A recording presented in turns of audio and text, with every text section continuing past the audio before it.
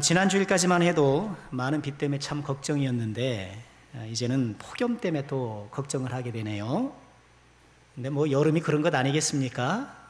그러려니 하고 생각을 해야 마음도 편한 것이지, 왜 이렇게 비가 많이 와? 왜 이렇게 더워? 그래 봐야 달라질 건 아무것도 없는 것 같습니다.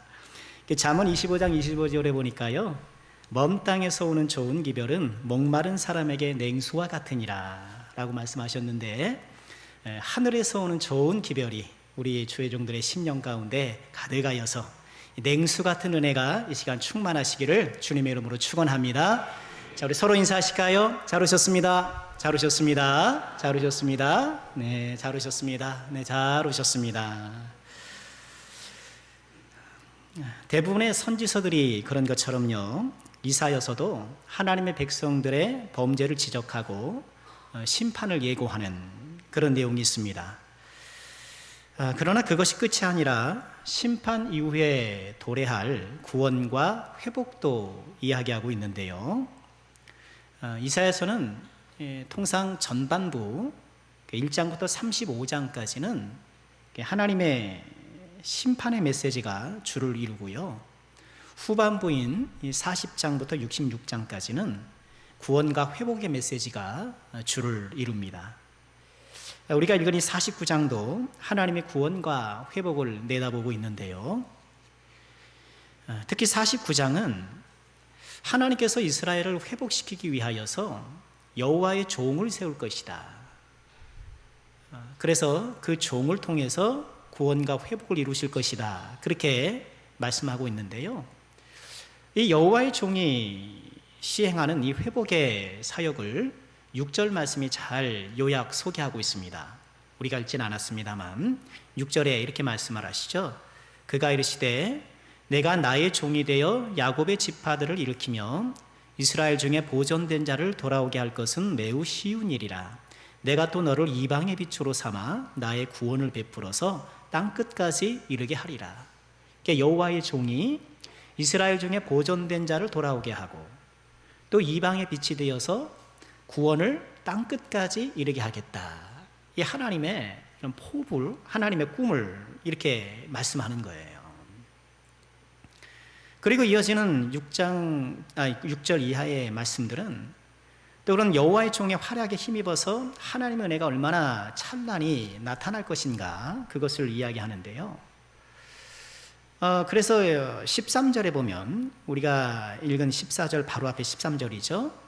이렇게 여호와의 종을 통해서 이루실 하나님의 구원과 회복의 역사를 우리 함께 다 찬양합시다 하면서 이 찬양을 촉구합니다. 어떻게 촉구하나요? 하늘이여 노래하라, 땅이여 기뻐하라, 산들이여 즐거이 노래하라. 여호와께서 그의 백성을 위로하셨은즉 그의 고난당한 자를 긍휼히 여길 것이니라. 하늘이여 땅이여 산이여, 하나님의 창조 세계 중에 가장 견고하고 또 영원해 보이는 것들을 이렇게 소환해서 하나님의 위로와 긍휼을 찬양하자. 야, 우리 다 함께 하나님의 은혜를 찬양합시다. 그렇게 이야기하고 있는 거예요. 그런데 이런 선지자의 환희에 찬 제안에도 오늘 말씀에 나오는 이 시온으로 대변되는 하나님의 자녀들 유다 백성들의 반응은 시큰둥해요. 오늘 말씀이에요. 14절에 이렇게 이야기하고 있죠. 오직 시온이 이르기를 여호와께서 나를 버리시며 주께서 나를 잊으셨다 하였거니와. 좀 전에 선지자는 야, 하늘이여 땅이여 우리 산이여 하나님의 위로와 긍휼을 함께 찬양합시다, 이렇게 감격에 겨워서 찬양을 촉구하는데, 그러나 시온은 어떻다는 거예요? 하나님께서 나를 버리셨어, 하나님께서 나를 잊으셨어 하면서 낙심에 빠져 있더라는 거예요. 본래 시온, 그러면 시온은 이 예루살렘의 도시가 세워지기 전 그 언덕을 지칭하는 말이에요. 시온이라는 언덕에 예루살렘 도시가 세워졌는데요, 본래 시온은 여부수족이 살고 있었는데 다윗이 그 여부수족을 몰아내고 이 시온을 점령하고 성곽을 세웠습니다. 그걸 이름하여 다윗성이다 그렇게 불렀고, 또 솔로몬은 이 시온의 터에 성전을 세웠죠. 그리고 거기에 도시가 형성되고, 그리고 예루살렘을 지칭하는 또 하나의 이름이 시온인 것이죠. 자, 선지자는 하나님의 구원과 회복을 내다보면서 이렇게 감격에 겨워 하나님을 찬양하자고 제안하지만 시온의 백성들은 시큰둥해요. 왜 그런가요? 구원과 회복에 대한 그 선포와 메시지는 그럴듯하고 화려하지만 막상 본인들의 현실을 보니까 그럴 것 같지 않은 거예요. 하나님의 약속은 화려하지만 나의 현실을 보니 과연 그렇게 될까? 회의하는 것이죠. 이 선지자의 선포에도 시큰둥한 이 시온의 감정을 14절은 두 가지 동사로 표현하고 있는데요. 다시 보실까요? 오직 시온이 이르기를 여호와께서 나를 버리셨다. 주께서 나를 잊으셨다.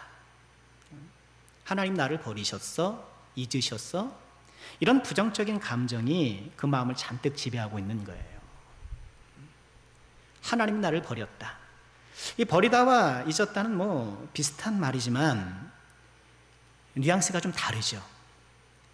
버리는 것은 의도성이 있어요. 내가 뭘 버릴 때는 의식적으로, 의도적으로 버리는 거예요. 내가 능동적으로 버리죠. 시온은 하나님께서 나를 버리셨다. 일부러 나를 돌아보지 않는다. 그렇게 생각하는 거예요. 남들은 다 괜찮은 것 같은데, 둘러보면 남들은 별 문제 없이 잘 사는 것 같은데, 유독 나는 왜 이렇게 일마다 안 되고, 왜 이럴까? 왜 하나님께서 나를 버리셨는가? 반면에 있다라는 것은 버린다는 것보다는 의도성이 좀 적지요. 내가 뭘 잊으려고 해서 있는 건 아니잖아요. 내가 막 잊으려고 한다고 계속 그렇게 하면 잊혀지기도 하는데, 잊으려고 할수록 더 그 기억이 선명할 수 있잖아요. 그러나 의도적이진 않다 하더라도 잊혀지는 것은 더 속상해요. 오히려 버려지는 건 못지않게 가슴 아픈 게 잊혀지는 거예요. 왜요? 중요하게 생각하지 않다는 거잖아요. 우린 중요하게 생각하지 않은 것은 잊어버리기 쉬워요. 연예인들이 가장 두려워하는 게 잊혀지는 거라잖아요. 한때는 사람들의 주목을 받고 말 그대로 인기, 사람의 기를 다 받았음에도 불구하고 본인이 잊혀지면 속상한 거예요. 심지어는 생물 저버리는 그런 선택까지도 하게 되는데, 그런 유명인들 뿐이겠습니까? 권력자들도 또 우리 같은 소시민들도 잊혀지는 걸 다 싫어하는 거예요. 그리고 권력자들은 피라미드를 세우고 병마용을 만들고 이러면서 자신을 계속 기억되도록 하는 것이고, 우리들도 어때요? 우리도 이 세상을 떠날 때는 작은 묘비라도 하나 만들어서, 왜 그래요? 우리 속에는 잊혀지고 싶지 않은 본능이 있기 때문에 그래요. 선지자의 선포는 화려하지만 시온의 마음에는 이처럼 버림받은 감정, 잊혀진 감정으로 가득 차 있는 거예요. 여러분, 우리도 그럴 수 있잖아요.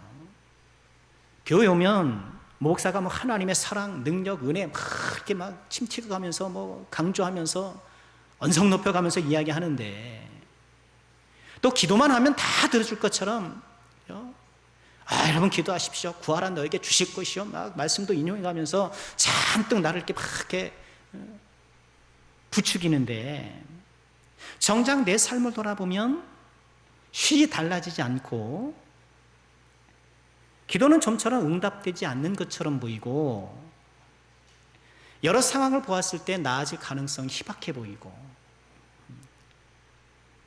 그러니 설교는 그저 내 마음 위로해 주는 거지, 아이고 목사님 저렇게 또 목소리 높여서 나를 위로해 주는구나, 그렇게만 생각하기 쉬운 거예요.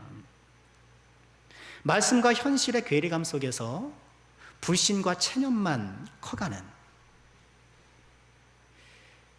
그렇다고 하나님을 부정하거나 또 교회를 떠나거나 하진 않아요. 왜? 우리는 그래도 믿음의 불씨가 있고 또 믿음의 관성 같은 것도 여전히 있어서 떠나지는 않아요. 우리를 교회 안에 붙잡아 두는 것들은 분명히 있어요. 우리가 얼마 전에 살펴보았던 탕부의 큰아들이 딱 그렇잖아요. 큰아들이. 아버지 집을 떠난 적은 없어요. 그런데 그 마음은 늘 불만족스러웠고 부정적인 감정이 지배하고 있었어요.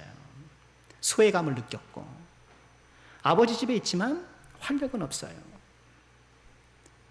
그래서 어떤 분은 성실한 모범수처럼 신앙생활할 수도 있다 이렇게까지 말해요. 성실한 모범수처럼. 그저 주어진 의무를 해내는 거예요. 그것으로 만족하고 아이고 됐다 이렇게 안도하는 것이죠. 오늘 14절에서 묘사되고 있는 이 시온의 마음은 그런 거예요. 하나님의 능력 자체를 부정하진 않아요. 하나님은 능력 있으신 분이 맞아. 그러나 그 능력을 나에게 사용하시는 데는 꺼려하셔. 나에게 그 능력을 사용하시는 것은 별로 좋아하시지 않은 것 같아. 큰아들은 그런 거예요. 아버지 집은 풍성해. 모든 것이 넘쳐. 품꾼도 풍성해. 작은 아들이 보았던 것도 큰아들도 마찬가지예요. 근데 나에게는 염소 새끼 한 마리도 안 주셔.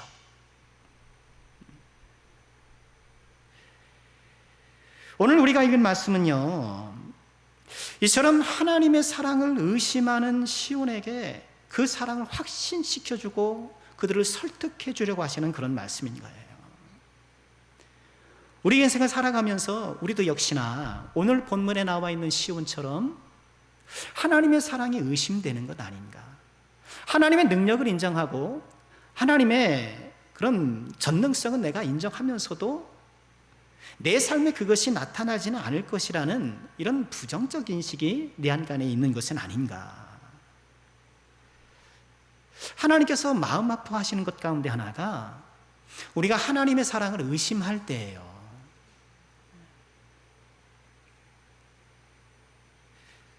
우리 자녀들이 다 있잖아요. 자녀들을 이렇게 우리가 양육하지만, 자녀를 사랑하지만 그 사랑을 표현하고 베푸는 방식이 서툴러서, 모든 부모는 다 그래요. 가만 보니까 모든 부모는 다 아는 것 같지만 그렇지 않은 것 같더라고요. 다 초보잖아요. 초보 운전자잖아요. 둘째를 낳아도 초보고 셋째를 낳아도 초보예요. 이 인간들이 보통 인간들이 아니거든요. 그들을 지도하고 이끌어간다는 건 쉬운 일이 아니에요. 사랑은 있지만 그 사랑을 내가 표현하는 방식과 또 지혜가 부족하기 때문에 나는 사랑하는데 자녀들은 사랑보다는 불편을 느끼고 사랑보다는 상처를 느끼고 그럴 수가 있는 거예요. 부모의 사랑 부정하는 거죠. 부모의 사랑이 그 가슴에 고스란히 좀 내려앉으면 참 좋은데, 부모는 분명히 사랑하는데 자녀는 아픔만, 상처만 내려앉는 거예요.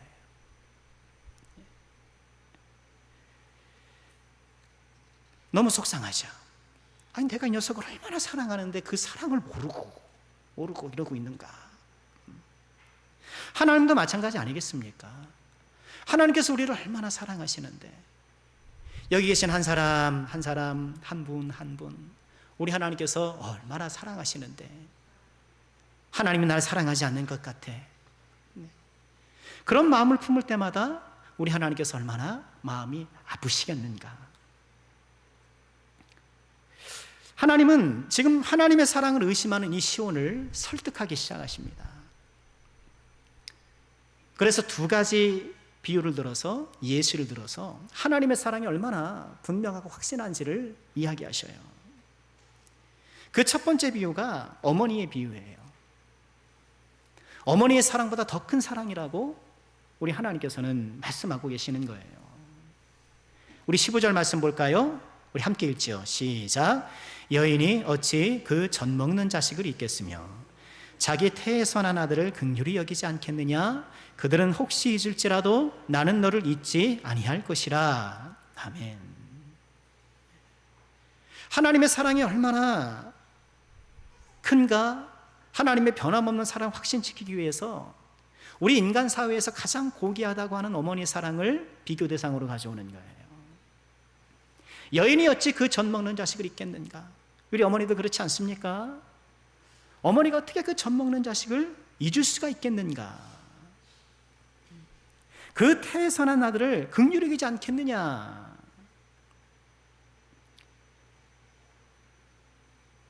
우리 남자들 군대 훈련소 가면 어때요? 훈련소 가면 굴리잖아요. 굴리고 이리 굴러 저리 굴러 선착순 시키고 막 얼차려 하고 막 뺑뺑이 돌리고 막 그렇게 힘들게 해요. 그런 다음에 꼭 어머니의 노래를 부르래요. 나실제 괴로움 다 잊으시고. 그런데 이 어머니의 노래를 부르면 그 건장한 청년들이 다 훌쩍훌쩍 울어요. 여러분 다 우셨죠? 그 안 울면 가룟 유다죠. 그리고 어떻게 안 울어요? 어머니를 그리워하고, 자, 어머니가 계신 곳을 향하여 뭐 서라 그러고 어머니를 부르겠습니다. 어머니 부르고 막 그래요. 내가 제대하면 어머니 잘 섬겨야지. 그러다가도 군복을 벗으면서 그 결심도 벗죠. 어머니의 사랑은 특별해요. 아버지의 사랑도 귀하지만 어머니의 사랑은 각별한 것 같아요. 이 10개월 동안 이 자녀와 탯줄로 이렇게 연결된, 그래서 생명을 함께 공유했던 그 끈끈한 생명의 연결이 그 사랑을 특별하게 만들어주는 것이 아니겠나 싶어요. 그런데 모든 어머니가 그런 것은 아니잖아요. 자녀를 버리고 학대하고 심지어 살해한 어머니에 대한 뉴스를 우리가 계속 듣잖아요. 아이를 낳고도 출생신고하지 않은 채 부모에 의해서 좀 사라진 생명들에 대한 뉴스를 우리가 충격을 받잖아요.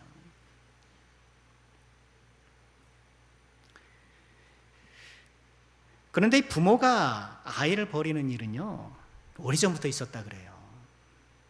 아이를 버리는 것을 유기한다 그러잖아요. 유기. 이 기가 버릴 기자거든요. 우리 포기하다 할 때도 이 기자를 쓰는데, 근데 버릴 기자의 이 초기 형태 이렇게 보시면 갓 태어난 아이를 바구니에 담아서 버리는 것을 이렇게 상영한 거라고 해요.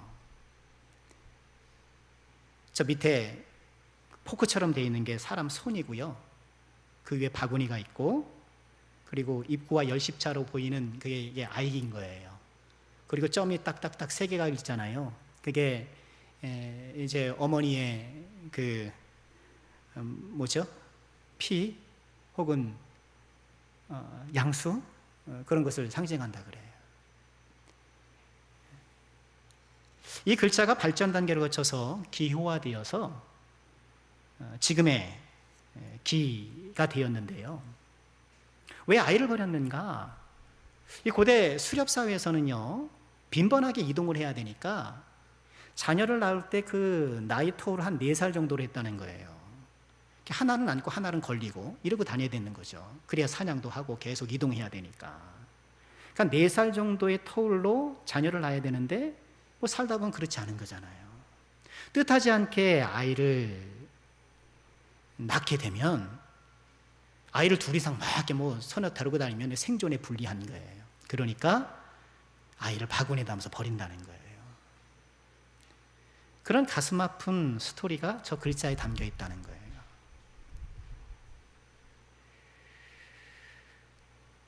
어쩌면 우리에게는 다 이런 이기적 본성이 다 있는 것 같아요. 어머니가 다 천사는 아니잖아요. 대개는 천사지만 꼭 그런 건 아니잖아요. 이 세상에서 가장 고귀하다고 하는, 우리 가슴을 뜨겁게 한다는 그 어머니의 사랑도 이렇게 들여다보면 그렇지 않은 경우가 있다는 거예요. 그런데 오늘 하나님께서는 뭐라고 말씀하시는 거예요?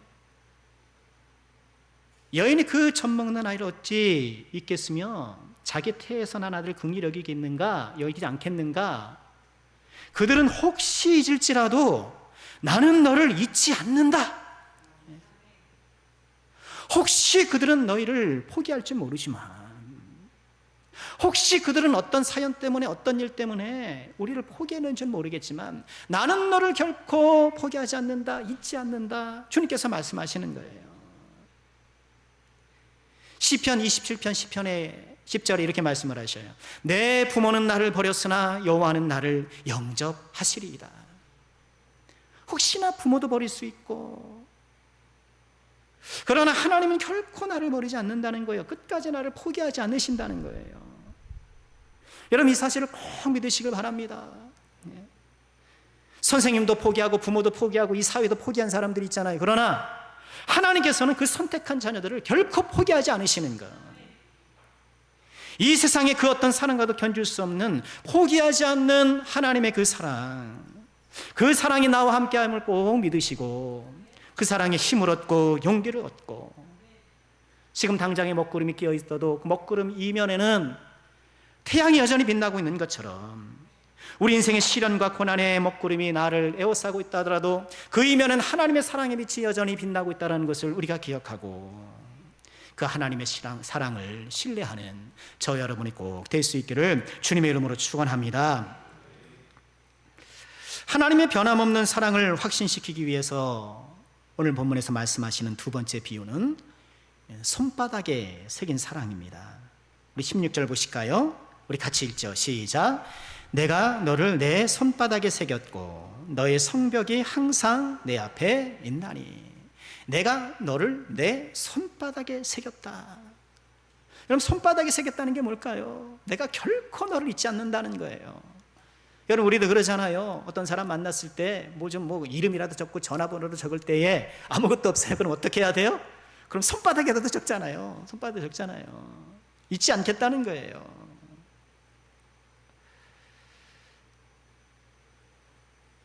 고대 사회에서는요, 보통 종의 손바닥에 주인의 이름을 새겼다고 해요. 이 종들의 손바닥을 보면 주인이 누군지 적혀 있는 거예요. 종을 딱 붙잡으면 손도 딱 보는 거죠. 어디 소속이네? 손바닥에 신분증이 있는 셈이죠. 또 어떤 시대에는 뭐 이마에 새기기도 하고 막 그러잖아요. 그런데 오늘 16절에서는 손바닥에 이름을 새기는 대상이 종이 아니라 하나님이신 거예요. 하나님이 우리의 이름을 하나님의 손바닥에 새기겠다는 거예요.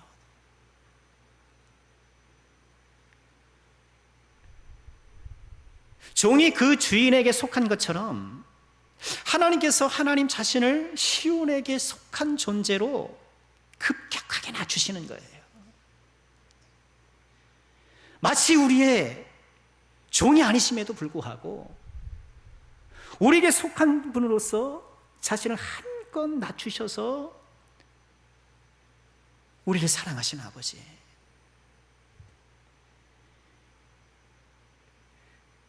구약 성경에서 문신은 엄격하게 금지되어 있거든요. 여러분, 문신 안 하는 게 좋아요. 여러분, 가능하면 눈썹 문신 같은 건 하셔요. 휘어름 하시는데 막 이렇게 막 하는 거 있잖아요. 그래서 젊은이들이 또 그냥 하다가 요새는 또 그거 지우느냐고 또 그렇게 고생한대요. 지우느냐고. 그 10번씩 뭐 레이저로 하고 막 해야 되나 봐요. 그런데도 잘 안 지워지나 봐요. 누구랑 이제 사귀면서 우리 사랑이 영원해 그러면서 여기다가 이제 뭘 새겼는데 헤어진 거예요. 그래가지고 딱 지우냐고 막 애쓰고. 길게 봐야 돼요. 구약 전통에서 문신은 엄격히 금지됨에도 불구하고 하나님께서는 너 이름을 내 손바닥에 새기겠다. 손바닥에 새기겠다.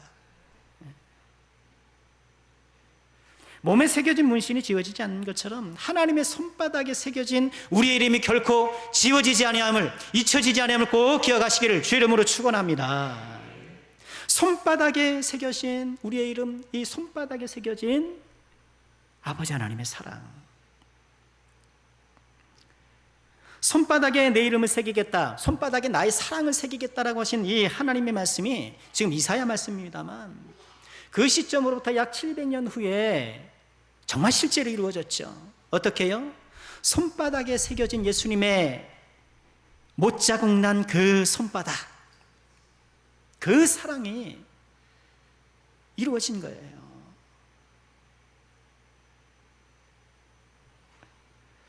손바닥에 사랑을 새기겠다고 하신 하나님께서 예수님의 손바닥에 그 십자가에 못 박히신 그 손바닥에 사랑을 새기신 것이죠. 우리를 향한 하나님의 가장 확실한 사랑이 무엇인가요? 바로 예수님의 십자가 사랑 아니겠습니까? 예수님의 못 박히신 그 손 아니겠습니까? 예수님이 부활하셨을 때 다른 제자들이 예수님을 다 만났지만 도마는 그 자리에 없었잖아요. 제자들이 예수님 부활하셨어. 야, 우리가 봤어. 도마는 믿지 않아요. 뭐라고 얘기하나요? 요한복음 20장 25절을 보면 그의 손에 못자국 보며 손가락을 못자국에 넣어보고 손을 옆구리에 넣어보지 않고는 믿지 아니하겠노라. 못 믿겠다가 아니라 믿지 않겠다. 내가 직접 보고 내가 직접 확인하지 않는 이상 나는 안 믿어. 2000년 전의 인물이지만 오늘날 현대인을 그대로 빼어닮았어요. 안 믿겠다는 거예요. 난 안 믿어져가 아니라 난 안 믿어. 인정 안 해. 그거예요.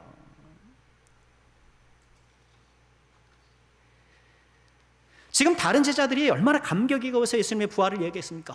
도마야, 우리가 예수님 봤어. 예수님 봤어. 그러나 도마에게는 그저 의견이에요. 의견. 인정하지 않아요. 오늘 선지자가 지금 환희에 가득 차서 야, 우리 하나님을 찬양합시다. 긍휼을 위로를 우리 함께 찬양합시다. 얘기하지만 시큰둥하고 있는 시온하고 똑같죠. 예수님의 부활을 의심했던 도마에게 우리 예수님 찾아오셔서 못자국 난 손을 내밀어 주셨죠.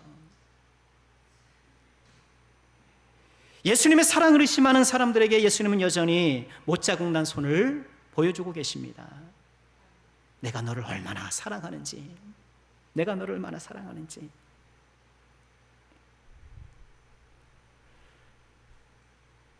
부활하신 예수님이 그 손에 못자국이 그대로 있었잖아요. 예수님은 부활의 첫 열매여서 우리도 부활할 때 그 첫 열매를 따라요.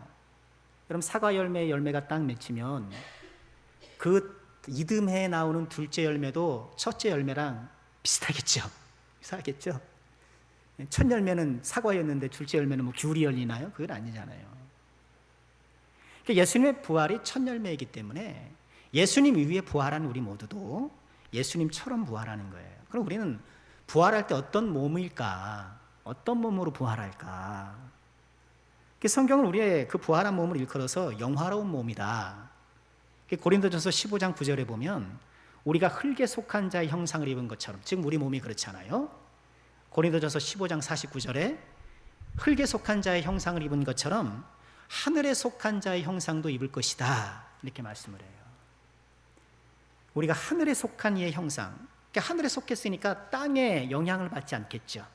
썩지 않고 죽지 않고 늙지 않고 그런 것이죠.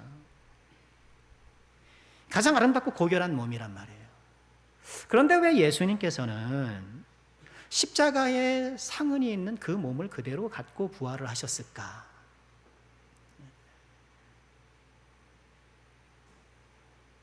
그것은 그 십자가에 상흔이 있는 그 몸이 예수님께는 가장 아름다운 몸이기 때문에 그래요. 십자가의 모진 고난으로 이리 찢기고 저리 찢기긴 그런 상처난 몸이지만 예수님께서는 그 몸이 가장 아름다운 몸이셨어요. 비록 십자가에서 모진 고난을 당하셨지만 예수님은 그 순간이 가장 행복했던 것.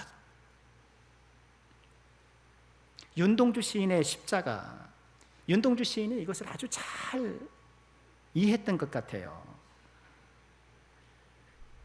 쫓아오던 햇빛인데 지금 교회당 꼭대기 십자가에 걸리었습니다. 첨탑이 저렇게도 높은데 어떻게 올라갈 수 있을까요? 종소리도 들려오지 않는데 휘파람이나 불며 서성거리다가 괴로웠던 사나이 행복한 예수 그리스도에게처럼 십자가가 허락된다면 모가지를 들이우고 꽃처럼 피어나는 피를 어두워가는 하늘 밑에 조용히 흘리겠습니다. 근데 윤동주 시인은 뭐라고 노래해요? 괴로웠던 사나이 행복한 예수 그리스도. 괴로웠지만 그 십자가에서 가장 아프고 고통스러웠지만 오히려 그 순간이 가장 행복했던 것. 왜? 지금 이것으로, 이 십자가의 고난으로 지금 이 모든 사람들을 사랑하고 있으니까. 가장 뜨겁게 사랑하는 순간이었기 때문에, 가장 크게 사랑했던 순간이었기 때문에 괴로웠으나 행복했던 예수 그리스도.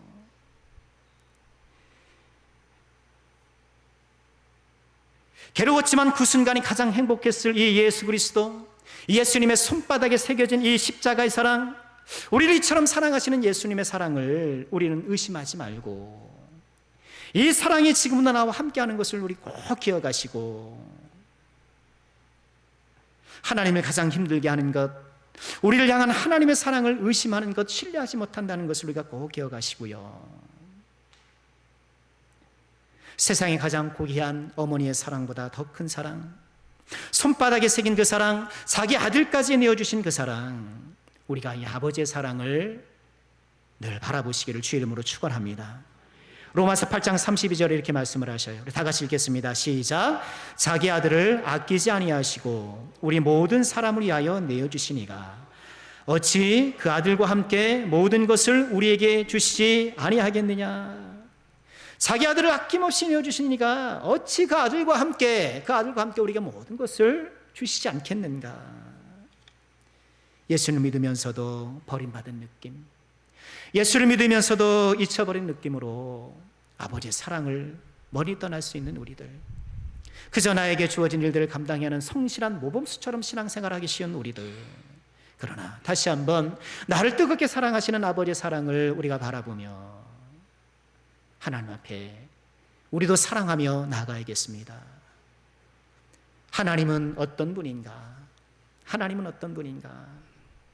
하나님은 어떤 분인가에 대해서 성경은 많은 표현이 쓸 게 있으나 그 모든 걸 종합하면 하나예요. 하나님은 사랑이시라. 하나님은 사랑이시라. 바로 강당 꼭대기에 써 있는 것 아닙니까?